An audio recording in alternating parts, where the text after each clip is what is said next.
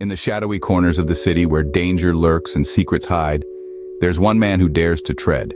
His name, Jason King. A detective like no other, armed with an intellect sharper than a razor's edge and a wit as quick as a striking cobra. But his opponents aren't your everyday criminals.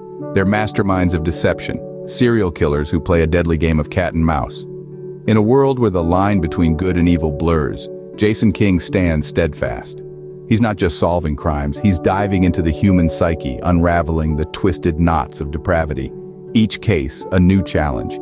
Each criminal, a new puzzle to solve.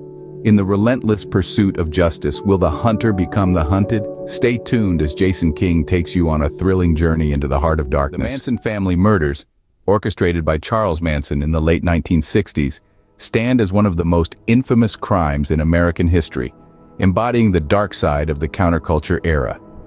This detailed biography delves into the events, the individuals involved, and the aftermath of the crimes. Charles Manson was born on November 12, 1934, in Cincinnati, Ohio, to Kathleen Maddox, a 16-year-old unmarried woman. Manson's early life was marked by neglect, instability, and crime. He spent much of his youth in and out of reform schools and later prisons for various offenses. During his time in prison, Manson cultivated an interest in music and was influenced by the teachings of Scientology and the book How to Win Friends and Influence People by Dale Carnegie. In the late 1960s, Manson moved to San Francisco, the heart of the counterculture movement. He began to gather a group of followers, mostly young women, who were captivated by his charisma, his claims of spiritual insights, and his promise of a utopian life. This group became known as the Manson Family. They eventually moved to the Spahn Ranch, a dilapidated movie ranch outside of Los Angeles, where they lived communally. Manson's philosophy combined apocalyptic visions with elements of Scientology, and he began to preach about an impending race war he called Helter Skelter, after the Beatles song. The Manson family is responsible for several murders, but the most notorious are those that took place in August 1969. On the night of August 8, 1969, Manson directed 4 of his followers, Susan Atkins, Linda Kasabian, Patricia Krenwinkel, and Charles Tex Watson, to the home of actress Sharon Tate and film director Roman Polanski in Los Angeles. Polanski was away, but Tate, who was 8 months pregnant, was home with friends. The Manson followers brutally murdered Tate and 4 others, Jay Sebring, Wojciech Frykowski, Abigail Folger, and Stephen Parent. The following night, Manson took Watson, Krenwinkel, and Leslie Van Houten to the Los Angeles home of Lino and Rosemary LaBianca. After Manson tied the couple up and left, the 3 followers murdered the LaBiancas, carving the word war into Lino LaBianca's abdomen and writing messages in blood on the walls. The break in the case came from a Manson family member, Susan Atkins, who bragged about the murders while detained on unrelated charges. In December 1969, Manson and several of his followers were arrested. The trial began in June 1970.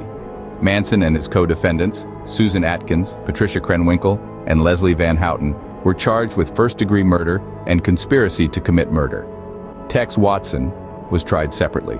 The trial was a media circus, marked by the bizarre behavior of Manson and his followers. In 1971, all were found guilty and originally sentenced to death, but their sentences were commuted to life imprisonment when the California Supreme Court invalidated the state's death penalty statutes in 1972. The Manson family murders marked the end of the 1960s era of peace and love. They instilled widespread fear, ending the naivety of the counterculture movement. Charles Manson spent the rest of his life in prison, maintaining a certain level of notoriety until his death on November 19, 2017. The other members convicted of the murders have been denied parole multiple times. The Manson murders have inspired numerous books, films, and TV shows, remaining a subject of fascination and horror due to the randomness of the violence and the charismatic figure at its center, who convinced others to kill on his behalf.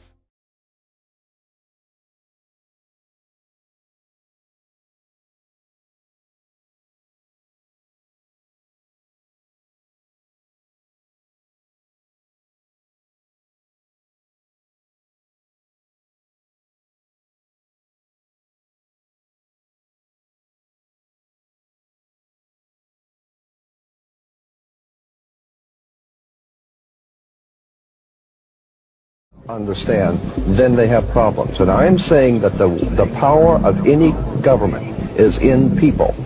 If you understand that symbols and emblems and things that we see every day are like the letters of an alphabet, if you put them together, they tell a story.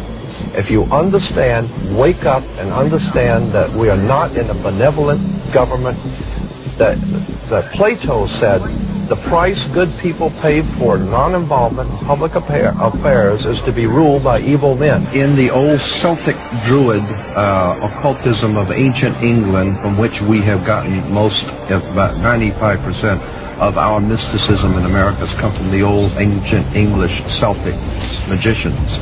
We always see pictures of we're talking Stonehenge, right? Yeah, Stonehenge, right. Merlin the magician with his magic wands, and all the magicians always have their magic wands. Magic wands were always made out of holly wood.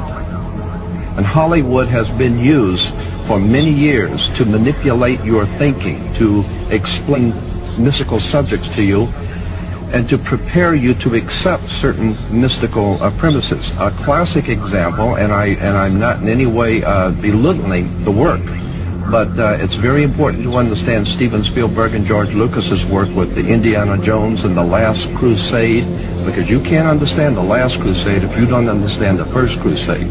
And if you understand that the Raiders of the Lost Ark, who was the Raiders of the Lost Ark fighting against? It was the Nazis. Interesting too, in the Star Wars, according to the Masonic reference works that you can get in any library, the Freemasonic orders of Europe said that there was a little ideologue, a little spiritual entity that gave the knowledge to what the Masons call our hidden masters. That's what Freemasonry refers to, those who lead world Freemasonry. They don't know who they are. No Freemason knows who the actual leaders of the world organization are. They call them our hidden masters. Well, according to the reference works, there is a little spiritual entity that guides the world Freemasonry, and they call him Yoda. And in the reference works, you'll see this little creature with the pointed ears, and he's called Yota. Yota goes back to Judah, or Judah, which goes back into British Israel World Freemasonry, going back to the time of the founding of England, and that's why they're today called British. The British, it's a very big difference between being English and British. Brit is Hebrew for contract or a covenant, and ish means man in Hebrew. Therefore, British is the covenant man or man of the new covenant. So we're talking about Star Wars. So we're talking about Star Wars. We're talking about the evil empire, and the Empire Strikes Back. And with the Empire striking back, New York is the Empire State. We're talking about the new empire of New World America striking back at Europe in 2 world wars to overthrow the old Roman dynasties in Europe to take over the world. So what we're saying here is that there is a war going on between gangs to see who's going to ultimately be on the top of the pyramid. Yes, the obelisk, you'll see the Egyptian obelisk here. The Egyptian obelisk points up to the top of the triangle or the top of the pyramid. We're talking about occultic forces. We're talking about the 5-pointed pentagram, which was used by satanic worshippers for thousands of years. If you take the 5 points off of a 5-pointed star or a pentagram, you have left in the middle a pentagon. That's why the United States has a pentagon. The pentagon is directed toward the North Star because, according to the ancient Babylonians, that's where you gathered power from the gods of the North in war. We're talking about sex, drugs, rock and roll, violence. We're talking about a concerted effort to manipulate the human beings of this country into a new order and a new world, and the people are going along with it, docile, and have not. And it says novus ordo seclorum. That's on the dollar really bill. interests me. The term seclorum. You said earlier that meant Secular. world. Now, doesn't Secular. that secular really mean more than Well, these anything else? people think of themselves as gods, Eric. Well, but These are the new gods. But secular, if you ask a minister what secular means, he'll say the secular world and we Christians, meaning that it's a secular world without the God that created us. Isn't that true? Yes. So what we're looking at is we're looking at a new God a Luciferian God, a satanic God who will be the leader of the New World Order. So the New World Order is the New World Order without the old God of the Bible and with the new God, Lucifer, Satan. Now, you take a look at the pentagram. We want to bring out one point here in relation to what he says. We're not talking about an evil genius somewhere in Bavaria.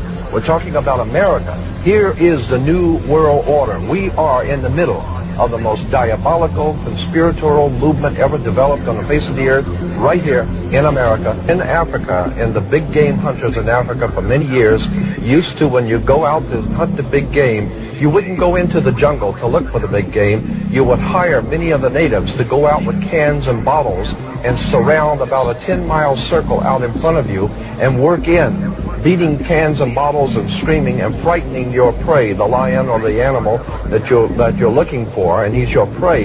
And you keep closing in until finally whatever is out there comes out into the open and he's a sitting duck. That is precisely what has been happening for the last 100 years.